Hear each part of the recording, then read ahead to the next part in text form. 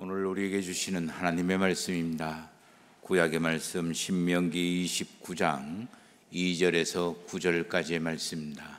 모세가 온 이스라엘을 소집하고 그들에게 이르되 여호와께서 애굽 땅에서 너희 목전에 바로와 그의 모든 신하와 그의 온 땅에 행하신 모든 일을 너희가 보았나니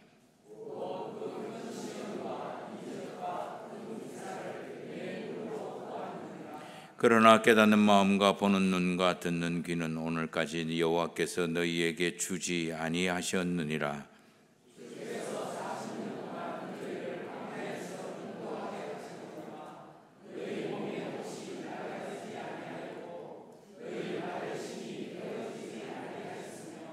너희에게 떡도 먹지 못하며 포도주나 독주를 마시지 못하게 하셨음은 주는 너희의 하나님인 여호와이신 줄을 알게 하려 하심이니라.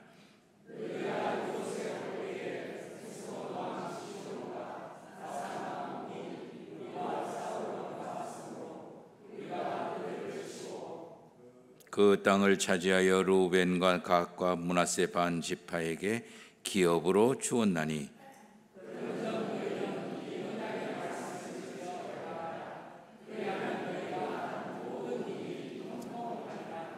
아멘. 신약의 말씀입니다. 마태복음 6장 31절에서 34절까지 말씀입니다. 그러므로 염려하여 이르기를 무엇을 먹을까 무엇을 마실까 무엇을 입을까 하지 말라. 이는 다 이방인들이 구하는 것이라. 너희 하늘 아버지께서 이 모든 것이 너희에게 있어야 할 줄을 아시느니라. 그런즉 너희는 먼저 그의 나라와 그의 의를 구하라. 그리하면 이 모든 것을 너희에게 더하시리라. 그러므로 내일 일을 위하여 염려하지 말라. 내일 일은 내일 염려할 것이요 한날의 괴로움은 그날로 족하니라. 아멘. 예배를 드리시는 모든 성도님들에게 하나님께서 주시는 일상의 평온함의 충만함이 이루어지기를 예수 그리스도의 이름으로 축원합니다. 지난 여름 무더위도 잘 견디셔 오셨고 태풍 속에서도 잘 견뎌 오셨습니다. 그저 견딜 수 있었던 게 주께 좀 전에 찬양했던 것처럼 주께 매인 삶 견디고 버티게 한 믿음의 갈망으로 여기까지 오셨는데 우리 성도님들 이번 가을에 형통함과 그리고 넉넉함으로 열매 맺어지게 되시기를 소망해 봅니다. 하나 확인하십시다. 이게 확인이 저와 여러분들과 동시에 확인되지 않으면 말씀할 이유가 없을 것 같습니다. 나는 우리는 하나님의 사람입니다. 믿으십니까? 네. 근데 우리가 살아가는 세상, 우리가 살아가는 하나님의 사람으로 살아가야 되는 그 장소는요, 지역은 우리에게 호의적이고 우리에게 너그럽고 우리에게 다 똑같은 하나님의 사람들만 살아가는 하나님이 다스린 저 하늘나라가 아니고 악하고 못됐고 그리고 힘들게 만들고 괴롭히고 우리를 무섭게 만들고 무겁게 만드는 이 세상이라는 거예요. 하나님이 다스린 나라에서 내가 내 옆에 있는 사람도 하나님 믿는 사람이고 하나님의 사람이고 나도 하나님의 사람이고 그래서 그렇게 살아가는 곳에서 신앙생활을 해야 된다 그러면 그거야 아무런 문제가 되지 않겠죠. 그런데 저와 여러분들이 신앙생활을 하고 하나님의 사람으로 살아가야 되는 세상은 정말 험악하다. 믿음 생활을 호락호락하도록 그렇게 하게 하지를 않는다. 예수님 때부터 시작해서 지금까지 어느 하나 믿음 생활이 편했던 쉬웠던 시대는 없었다. 앞으로도 그럴 거고. 그러면 이제 문제가 생기는 거죠. 어떻게 살아야 하나님의 사람답게 사는 거지? 내 지금 상황과 형편 속에서 내가 무엇을 해야 하나님의 사람으로 사는 거지? 저는 이것을 사명이라고 표현을 하고 싶고 부르고 싶은 거예요. 그런데 하나님께서는 좀 더 생각해 보니까 내가 수많은 사람들 중에 나를 부르신 이유는 뭘까? 아니, 아무리 생각해도 내가 하나님도 있고 예수님도 있고 그다음에 마호메트도 있고 부처도 있고 저 뒤에 삼신 할머니도 있고 그다음에 그런 강신한 무슨 왕도 있고 그래서 어린 왕도 있고 그렇게 해서 나에게 가르쳐주고 내가 그 중에 하나님을 선택한 것 같은 그런 생각도 들어요.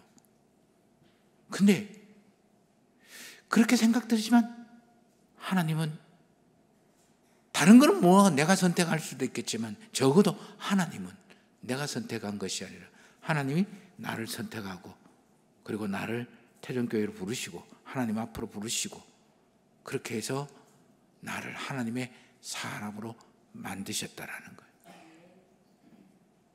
이게 소명이라는 말로 표현할 수가 있는 거예요. 그러므로 하나님의 사람이라면 사명을 받고 소명을 받고 사명을 받았는 그런 사람이라. 근데 이 사명 그러면 저와 여러분들은 특별한 사람 또는 뭐 목사 아니면 선교사 아니면 특별하게 뭐 복음을 증거하러 헌신된 사람 이 사람만 사명자라고 생각을 하고 소명자라고 생각하는데 아니다. 내가 좀 전에 우리가 공유를 했습니다. 그리고 확인을 했습니다. 내가 하나님의 사람이다. 그러면 하나님의 소명, 부름을 받은 소명자고 그래서 하나님의 사람으로 변하고 하나님의 사람으로 만들어져서 하늘의 지혜와 하늘의 능력과 하늘의 권세로 내가 지금 처해 있는 그 상황에 보내서 하나님의 이 일을 하게 만든 명령받은 사명자다.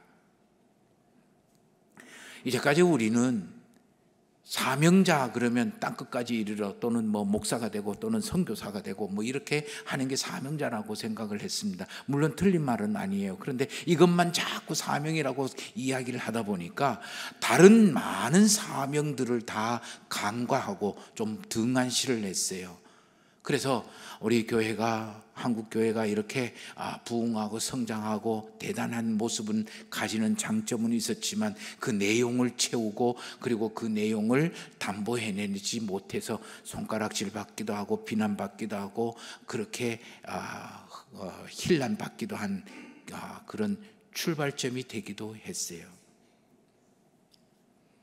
사명을 저와 여러분들이 온전히 이루기 위해서 노력하고 애쓰는 게 바로 품위를 유지하고 하나님의 사람으로 품위를 유지하는 법인데 한 개의 사명만 사명으로 여기고 다른 거는 다 하찮게 여기고 신경 안 써서 우리의 품위가 자꾸만 떨어지고 있다라는 거예요. 그래 많은 사명, 간과했던 우리의 사명을 예수님의 우리에게 하신 명령이라는 것에서부터 찾아보자. 첫 번째 명령이 무엇이었습니까? 나를 하나님의 사람임을, 그래서 하나님의 영광을 드러내고 나타내도록 만드는 일과 행동, 생활을 해야 된다. 두 번째 사명이 뭡니까? 하나님이 온전한 것처럼 너희도 이 땅에서 하나님의 원형, 하나님의 형상으로 온전하도록 노력하고 애써라. 그게 네가 해야 될 일이다. 오늘 세 번째 예수님이 우리에게 명령하시는 거예요. 우리가 읽은 마태복음 6장 33절 말씀을 보십시다. 우리 같이 한번 읽어보겠습니다. 마태복음 6장 33절입니다. 같이 읽겠습니다. 그런즉 너희는 먼저 그의 나라와 그의 의를 구하라. 그리하면 이 모든 것을 너희에게 더하시리라. 너희는 먼저 그의 나라와 그의 의를 구하라. 이게 세 번째 사명인 거예요. 중요한 말 5가지가 있어요. 이것을 우리가 살펴봐야 됩니다. 먼저 너희라는 말이에요. 너희라는 말은 누굽니까? 하나님의 사람이라고 믿고 있고 하나님의 사람이 된 너, 나, 보고 하는 거예요. 하나님의 사람이라고 생각하지 않는 사람은 이 이야기 들을 필요가 없고 이 이야기를 귀담아 마음에 담아둘 필요 없어요. 저와 여러분들이 아까 약속하시고 확인한 것처럼 우리는 하나님의 사람이다. 그러면 이 이야기를 들어라. 이게 우리가 해야 되는 사명이라는 거예요. 두 번째, 먼저라는 단어예요. 먼저라는 말은 순서에 관한 이야기예요. 사람의 일에도 순서가 있고 사람 관계를 맺는 것도 순서가 있다라는 거예요.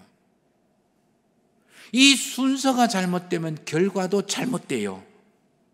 우리 삶의 순서가 엉키면 내 삶의 결과물도 엉키게 되고 순서가 복잡하면 내 삶의 결과물도 복잡하게 되는 거예요.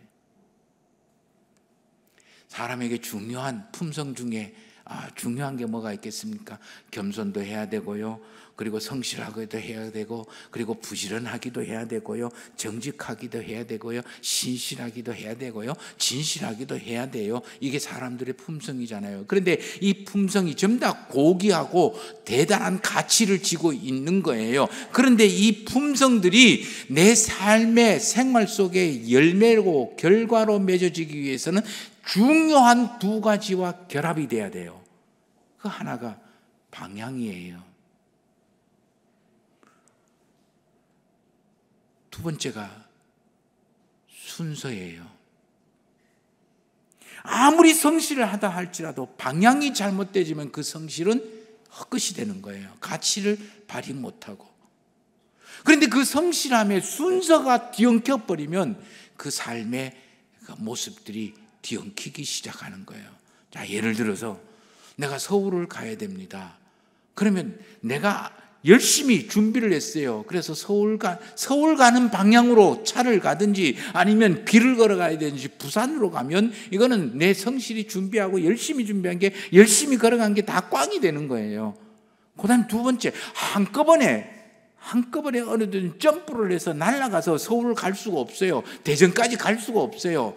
외곽 가고 군위 가고 구미 가고 김천 가고 그렇게 가야 되는 거예요. 그러므로 저와 여러분들의 삶을 결정지어준 거예요. 게을러서 우리의 삶이 지금 안 되는 게 아니라는 거예요. 우리 성도님만큼 성실한 사람은 어디 있어요? 우리 성도님만큼 신실한 분들 어디 있어요? 그러면 우리에게 중요한 건 뭡니까? 방향이고 순서라는, 그게 먼저예요. 먼저라는 말은 최우선 순위로 우리가 해야 되는 일 중에, 수많은 일 중에 최우선 순위로 해야 되는 것, 그게 먼저라는 말이에요. 세 번째, 그의 나라입니다. 그의 나라는 다른 말로 표현하면 하나님의 나라라는 말이에요. 하나님의 나라는 하나님이 다스리는 거죠. 하나님의 나라는 하나님이 다스리는 거예요. 대한민국은 민주공화국입니다 라고 하면 국민이 다스리는 나라, 국민이 주인인 거예요. 하나님의 나라라는 거, 하나님이 주관하시고 하나님이 주인이다라는 거예요. 그 말과 같은 말이에요. 이것을 인정하고 그리고 이것을 존중하고 모든 삶의 판단과 선택과 결정에 하나님이 주인이시지, 이것을 인정하고 이것을 따라라는 거예요.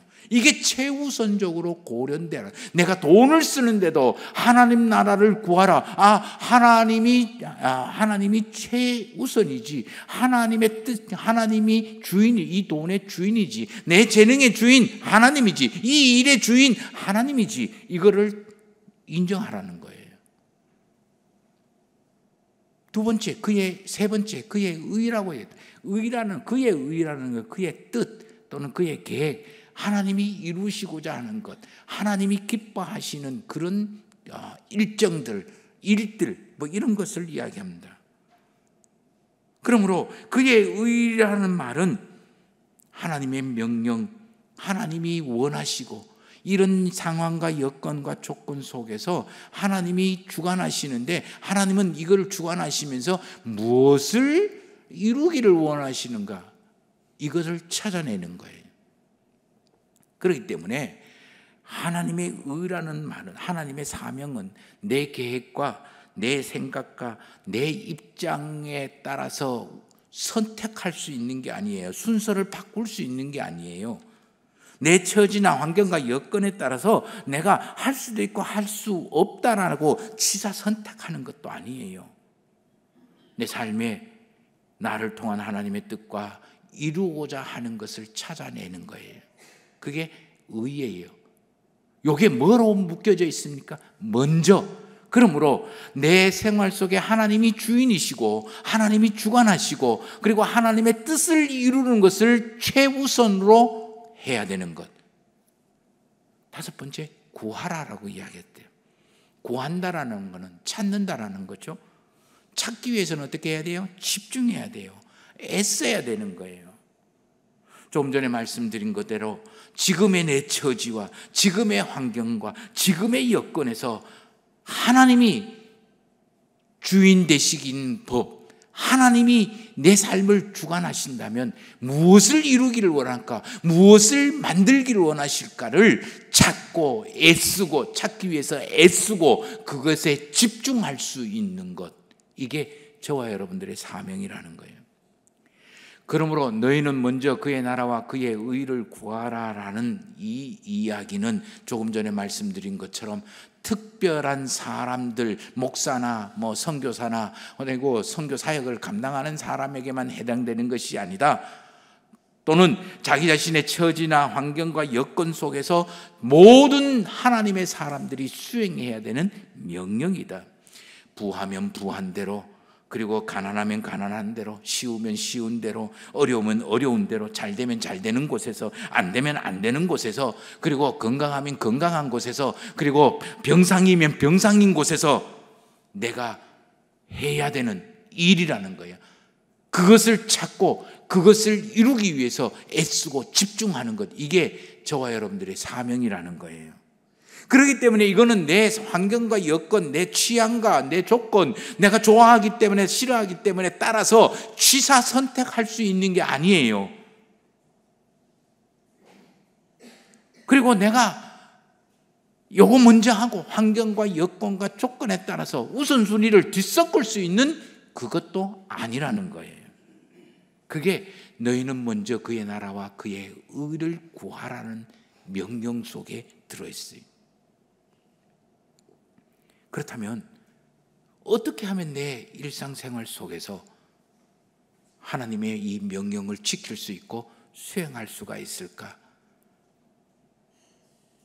오늘 본문 말씀은 사실 6장 1절에서만 나오는 수많은 이야기들의 결론이라고 할 수도 있어요.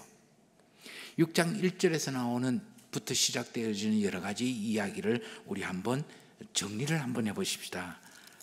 이제 성경을 보시기를 바랍니다. 2절 말씀을 보십시다. 그러므로 구제할 때에 외식하는 자가 사람에게서 영광을 받으려고 라고 이야기합니다. 그러므로 구제할 때에, 그리고 5절 말씀입니다. 5절 말씀, 또 너희는 기도할 때에 외식하는 자와 같이 하지 말라, 기도할 때에 라고 이야기하죠. 그 다음에 16절 말씀을 보십시다. 너희가 금식할 때에 너희는 외식하는 자와 같이 하지 말라, 이렇게 이야기합니다. 자, 2절에는 뭐가 나왔습니까? 구제, 자비를 베푸고 선한 일을 하는 행동을 이야기하는 거예요. 그리고 5절 말씀엔 기도할 때 개인적으로 하나님과 친분 관계를 갖고, 그리고 개인적으로 하나님과 깊은 관계를 맺은 기도, 그리고 세 번째 16절 말씀 금식할 때 자기 자신의 욕망과 자기 자신의 그 욕심들을 쳐서 복종시키는 그런 훈련들. 그런데 이 세 가지는요, 이 세 가지는 유대인들에게 아주 중요한 영적인 일상생활이었어요. 구제하고 기도하고 그리고 금식하는 것.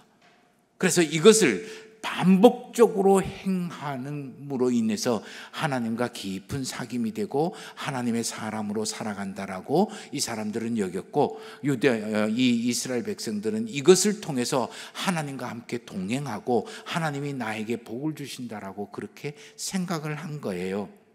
그래서 모든 이스라엘 백성들, 특별히 영적인 어떤 그런 그 중요한 역할을 하는 사람들, 또는 더 나아가서 이스라엘 백성들에게 높은 권력을 가지게 나아가는, 권력으로 나아가는 사람들은 이것이 분명해야 되는 거예요. 그런데 이게 분명하게 하기 위해서는 점점 하나님 앞에서만 하던 것이 사람들 앞에서 자랑거리로 변한 거예요. 나는 니보다는 그래도 기도를 많이 해, 니보다는 구제를 많이 해, 니보다는 금식을 많이 해. 은근히 자기의 존재를 드러내고 자기 존재를 높이고 자기가 너보다는 경건해라고 하는 그런 어깨에 힘들어가는 모습으로 변하기 시작을 한 거예요.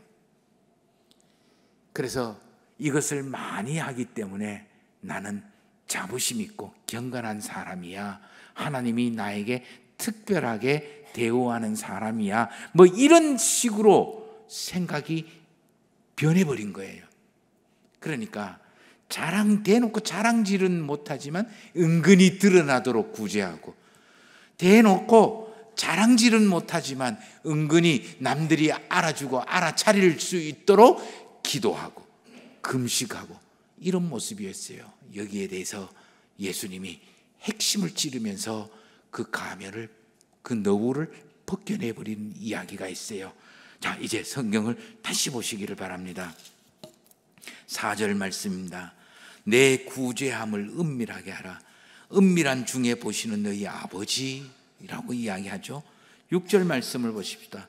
너는 구제할 때에 내 골방에 들어가 문을 닫고, 기도할 때에 내 골방에 들어가 문을 닫고 은밀한 중에 계신 내 아버지께라고 이야기합니다. 18절 말씀도 마찬가지예요. 금식하는 자로 사람에게 보이지 않고 오직 은밀한 중에 계신 내 아버지께, 은밀 중에 보시는 내 아버지께서 너에게 복을 주시리라, 들어주시리라, 이렇게 합니다.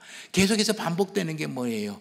은밀함. 사람에게 보이려고 하지 말고 은밀하게 해라라고 이야기합니다. 왜? 하나님은 숨어 계시는 분이시다, 은밀하신 분이다라고 이야기합니다. 은밀하다라는 것은 숨어서 하다, 비밀리에 하다라고 이야기를 하는 거예요. 한마디로 이야기하면 사람에게 인정받으려고 살아가느냐, 하나님에게 인정받으려고 살아가느냐라고 묻는 거예요. 몇 번 말씀을 드렸습니다. 저와 여러분들의 인생의 파트너는 남편도 아니고, 그리고 아내도 아니고, 그리고 자식도 아니고, 부모도 아니고, 친구도 아니고, 누구라? 하나님. 저와 여러분의 삶의 파트너는 하나님이, 동행자는 하나님이고 동역자도 하나님이. 그렇기 때문에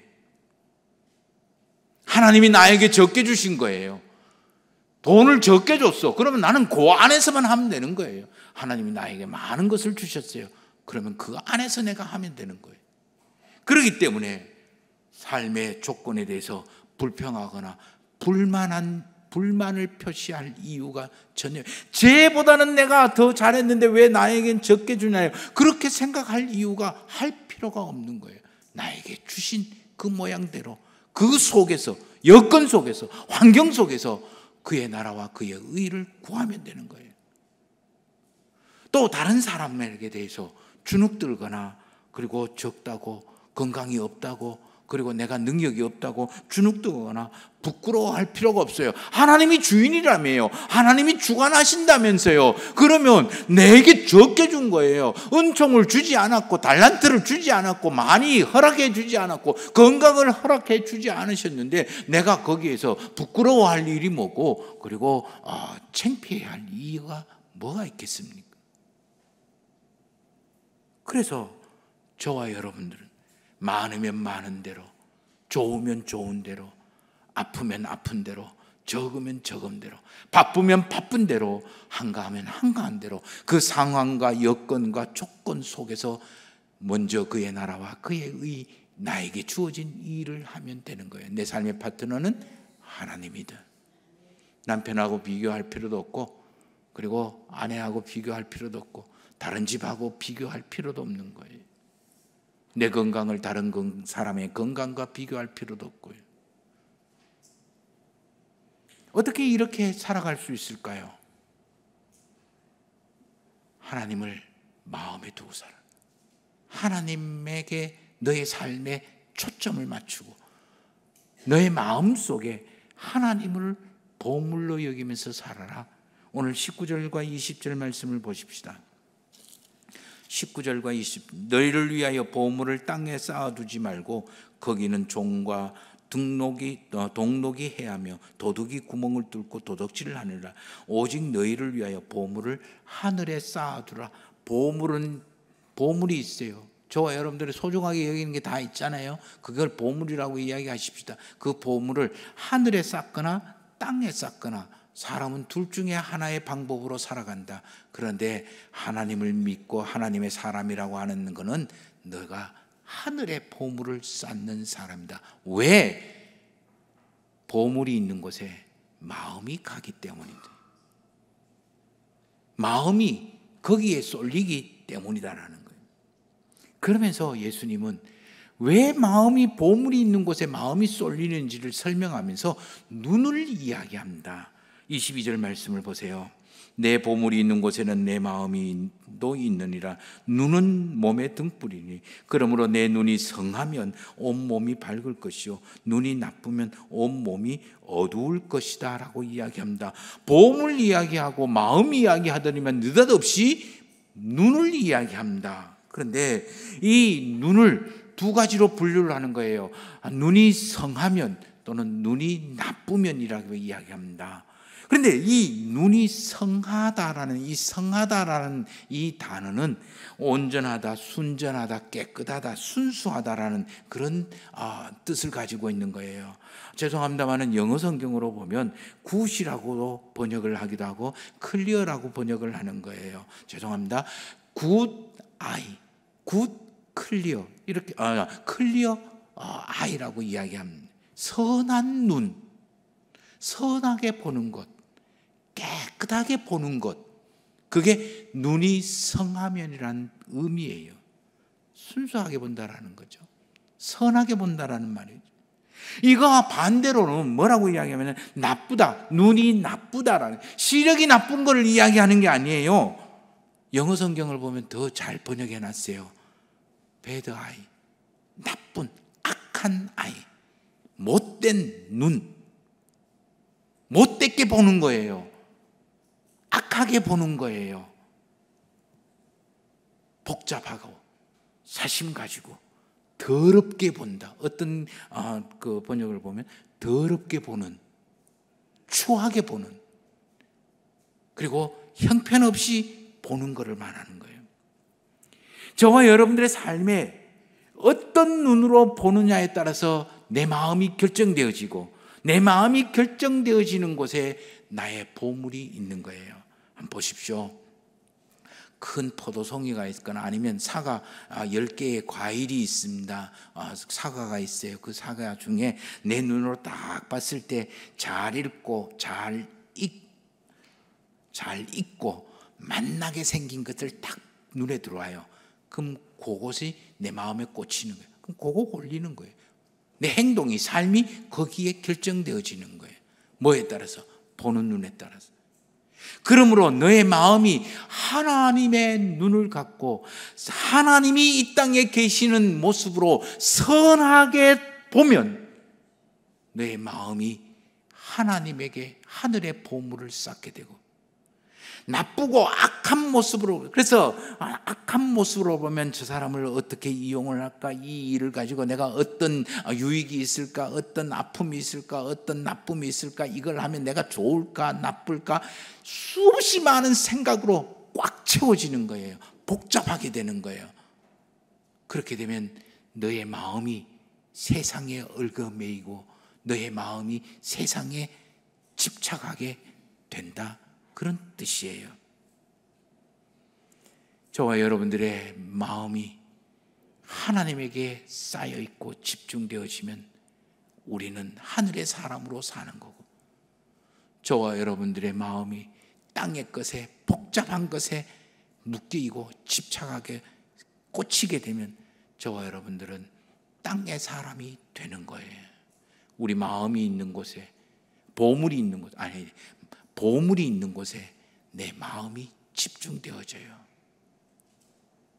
그렇다면 어떻게 하면 이렇게 마음을 하나님께로 집중하며 내 주변에 있는 사람들이나 일을, 그 사람이야 나를 이용해 먹으려고 하든지 나를 속이든지 나에게 그 거짓말을 하든지 간에 내가 정확하게 깨끗한 눈으로 그 사람을 보고 대할 수 있고 흔들리지 않을 수 있는 법은 무엇일까? 그건 바로 많은 생각하지 말고 내가 해야 할 일에 집중해라. 오늘 성경 보세요. 말씀 보세요. 25절입니다. 그러므로 내가 너희에게 이르노니 목숨을 위하여 무엇을 먹을까 마실까 몸을 위하여 무엇을 입을까 염려하지 말라라고 이야기합니다. 27절 말씀을 보세요. 염려한다고 걱정한다고 너 키 한 자라도 더 할 수 있겠느냐? 그럴 수 없다. 31절 그러므로 염려하여 이르기를 이러한 무엇을 먹을까 마실까 입을까 이런 것들 생각하지 말라. 그런 이러한 것들은 다 이방인 즉 하나님을 알지 못하고 하나님을 믿지 않는 사람들이나 하는 법이다. 염려라는 말은 근심과 걱정과 그리고 관심 가진다, 그리고 종사하다, 생각하다, 뭐 이런 뜻을 가지고 있는 헬라 말이에요. 그러므로 다른 말로 이야기하면 내가 땅의 것에 관심을 갖고 땅의 것으로 내 삶의 눈을 가지고 살아간다면 그것을 찾기 위해서, 그것을 보기 위해서, 그것을 얻기 위해서 내 눈 뜨고 두리번거리다 보면 내 마음이 복잡해지는 거예요. 생각이 복잡해지는 거예요. 조금 전에 말씀드리는 거 예를 들었습니다. 내가 좋은 것 보고 선한 것 보면 딱 하나 딱 집으면 되는 거예요. 그걸로 끝나요. 그런데 내가 악한 눈으로 상대방을 보면, 사람을 보게 되면 내가 저 사람에게 뭘 얻을 수 있을까? 저 사람이 나에게 뭘 아픈 걸 할까? 손해를 끼칠까? 저 사람이 나에게 내가 저 사람을 통해서 어떤 이득을 얻을 수 있을까? 어떤 것들을 뺏을 수 있을까? 내가 손해나는 건 뭐고, 어떤 이득 드는 건 뭐고, 내가 잘 되는 건 뭐고, 내가 안 되는 건 뭐고, 내가 이건 하면 좋을까 나쁠까? 벌써 얼마나 많은 생각이 나를 사로잡게 되는 거예요. 왜 이렇게 우리는 복잡하게 살아갈 수밖에 없을까? 하나님의 사람들은 복잡하게 사는 사람들이 아니다. 많은 생각하면서 사는 사람들이 아니다. 단순하게 너에게 주어진 그 여건과 환경과 조건에서 너가 해야 할 일, 거기에만 집중해라. 나는 내 인생 여건이 왜 이럴까? 남편은 왜 저렇게 무능하고 그리고 힘들게 하고, 저 사람은 왜, 자식들은 왜 이렇고 저렇고 뭐 그렇게 따지는 게 많냐? 그거 다 따지지 말고 너에게 주어진 그 일, 먼저 그의 나라와 그의 의에 구하는 것에 집중해라. 너가 할 수 있는 일에 집중을 하라는 거예요. 하나님의 뜻을 어떻게 하면 이룰 수가? 저런 힘들고 무책임한 남편에게, 남편하고 같이 살면서 내가 해야 할 그의 나라와 그의 의는 무엇일까? 이렇게 힘들고 어려운 재정 여건 속에서 내가 해야 될 하나님의 나라와 하나님의 의는 무엇일까? 우리는 환경과 여건 속에서 사람은 참 영향력을 많이 받아요. 그래서 우리는 하나님의 의와 그의 나라와 그의 의를 구하기 위해서 때로는 돈 없다고, 때로는 시간 없다고, 때로는 못 배웠다고, 때로는 건강되어지지 않는다고, 때로는 바쁘다고, 때로는 나이 들었다고, 때로는 어리다고, 때로는 집안 형편이 잘 안 된다고, 때로는 이 사람 때문에 안 된다고, 내가 싫어하는 것 때문에 안 되고, 내가 좋아하는 것 때문에 안 되고, 그거를 인해서 환경과 여건과 조건으로 인하여 하나님의 사명을, 우선순위를 바꾸지 마라. 뒤로 미루거나 변명하지 마라. 어떤 환경과 여건과 조건 속에서도 하나님의 사람으로 나에게 주어진 그 여건 속에서 하나님의 의를 위한 것에 집중을 하고 거기에 네 마음을 쏟아라. 너가 믿고 있는 거하고 너의 생활하고 같아지도록 애써라. 내가 꿈꾸고 이루고자 하는 거하고 하나님이 나에게 맡기신 사명과 일치되게 만들어라. 그걸 애쓰고 그거를 노력하고 그것을 찾아내라. 오늘 신명기 29장 2절에서 9절까지 말씀도 모세가 이스라엘 백성들에게 이야기합니다. 너는 극단적인 두 환경과 여건 속에 처하실 거다. 이제까지는 광야에서 살아왔어. 아무것도 구할 수 없고 목마르고 메마르고 그리고 헐벗은 광야에서 살아왔어. 그러나 너는 이제 앞으로 젖과 꿀이 흐르는 그런 비옥한 환경과 조건 속에서 살아갈 거다. 그럼에도 불구하고 너의 삶은 흔들리지 말고 여호와의 말씀을 내게 집중을 해라. 자, 최악의 조건에서 살아왔을 때 너 옷이 떨어졌느냐, 신발이 떨어졌느냐, 너가 살지 못했느냐, 거기도 살아왔다. 하나님의 뜻을 구하면서 살아왔고, 그럼 앞으로 좋은 곳에 가면 너희들이 하나님 더 잘생길 것 같나? 아니다. 그곳에서도 그 여건과 환경에 휘둘리지 말고 하나님의 말씀에 집중을 해라. 그래야면 너의 삶은 광야에서 형통한 것처럼 그 삶에서도 형통하게 될 거라는 거예요. 환경에 휘둘리는 것은 하나님을 믿지 않는 사람들의 이야기고, 환경과 여건과 조건에 휘둘리지 아니하고 그 속에서 내가 살아가야 될, 찾아야 될 사명을 집중하는 것, 그게 바로 하나님의 사람이다. 지난 금요일 9월 첫 시간에 9월달 한 달 우리에게 주신, 우리가 붙잡고 살아가야 될 하나님의 말씀을 주셨습니다. 사도 바울은 우리에게 이렇게 이야기했습니다. 우리는 보이는 것을 따르지 아니하고 보이는 것에 따라 살아가지 아니하고 보이지 않는 믿음으로 사는 사람이다. 우리가 살아가는 것, 믿음으로 살아가는 게 쉽지 않습니다. 힘들고 어렵고 쉽지 않는 믿음살이 세상살이입니다. 그래도 넘어져도, 그리고 힘들어도, 그리고 괴로워도 하나님의 일을 맡은 사명자입니다. 따라해 보십시다. 그래도 나는 하나님의 사람이다. 전체 해봅시다. 그래도 나는 하나님의 사람이다. 이 자부심으로 한 주간 승리하시기를 주의 이름으로 축원합니다.